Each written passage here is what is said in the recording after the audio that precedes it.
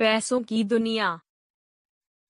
हिंदुस्तान की जमीन में इतनी ताकत है कि वह हमें भूखा नहीं रख सकती है।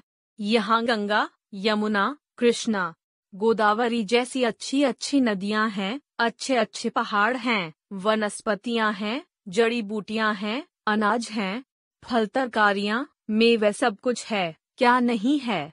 परमेश्वर ने कितनी उत्तम उत्तम देने हमें दी है। उसने हमें 2 हाथ दिए हैं, बुद्धि दी है, हृदय दिया है। उसने हम पर कितना प्रेम बरसाया है, हम पर कितना उपकार किया है। कमी किस चीज की है?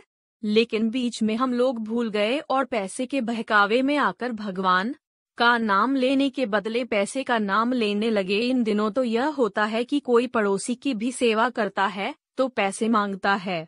बीमार आदमी डॉक्टर से औषधि मांगता है तो डॉक्टर भी उससे पैसे मांगता है। पहले ऐसा नहीं था। गांव का बढ़ई हर किसी के घर पर जो काम निकलता था वह कर देता था और पैसे नहीं मांगता था। साल के अंत में जब फसल होती थी तब हर किसान फसल का एक हिस्सा बढ़ई के घर पहुंचा देता था। इसी तरह गांव के लुहार, वैद्य, शिक्षक आदि गांव की सेवा करते थे और उन्हें फसल का हिस्सा मिल जाता था। किसान के सुख दुख में सबका सुख दुख रहता था। लेकिन इन दिनों हर कोई हिसाब करके पैसा मांगता है। लेकिन पहले जिस तरह चलता था उससे गांव सुखी था। गांव में जमीन का कोई मालिक न रहे, जमीन सबकी हो जाए, सब मिलजुल कर काम करें, एक दूसरे की सेवा करें तो सभी सुखी होंगे। किसी खेत में कोई काम निकलेगा, कहीं कुआं बनाना होगा तो सब लोग मदद को दौड़ पड़ेंगे। किसी के खेत में कम फसल होगी तो सब लोग उसे अपनी फसल का थोड़ा थोड़ा हिस्सा देंगे। जब हम इस तरह गांव को परिवार बनाकर रहेंगे तो भगवान खुश होगा। अंग्रेजों की मिल्कियत गई तो भगवान खुश हुआ, राजा महाराजाओं की मिल्कियत गई तो भगवान खुश हुआ। अब छोटे छोटे मालिक भी अपनी मिल्कियत छाड़ दे और परमेश्वर की भक्ति में लग जाएं। यह कोई जबरदस्ती से करने की बात नहीं, परस्पर प्रेम से और एक दूसरे को समझा बुझाकर करने की बात है। आज कुछ जमीन के मालिक बन बैठे हैं, बाकी सब मुटिया मजदूर हैं। लेकिन ये जो मुटिया हैं वे ही मूल हैं, वे ही बुनियादी हैं। वे काम करते हैं। अगर वे काम नहीं करेंगे तो फसल कैसे पैदा होगी?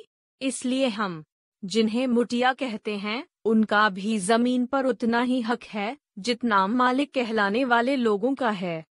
गांव गांव जाकर हम यही बात समझाते हैं कि तुम सब एक हो जाओ और मिल बांट कर खाओ, सब मिलजुल कर काम करो और एक दूसरे की सेवा करो।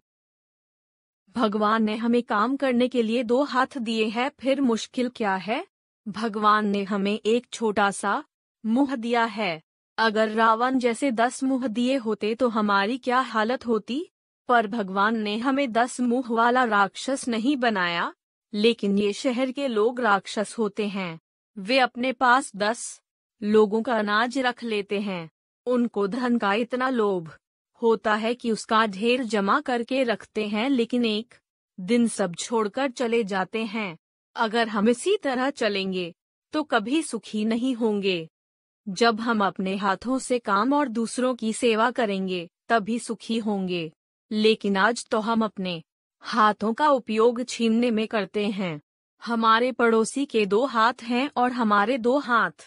अगर उसके 2 हाथ और हमारे 2 हाथ मिलकर काम करेंगे तो सबको खाना मिलेगा। लेकिन आज हमारे 2 हाथ उसके 2 हाथों को काटते हैं और उसके 2 हाथ हमारे हाथों को, इसीलिए सब दुखी हैं। इसी से हम आपको समझाते हैं कि आप एक बन जाइए।